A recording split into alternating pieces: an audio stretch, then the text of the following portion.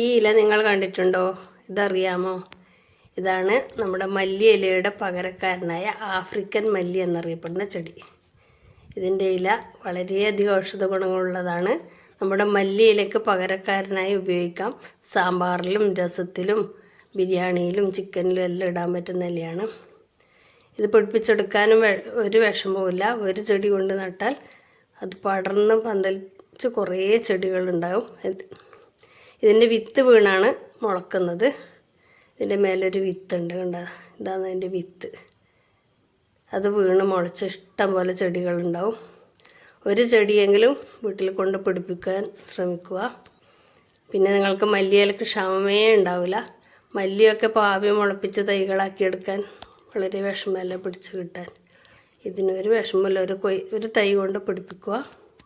ഇഷ്ടം പോലെ ചെടികളുണ്ടാകും. പിന്നെ ക്ഷാമേ ഉണ്ടാവില്ല.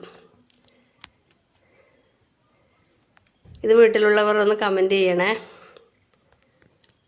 Okay, thank you.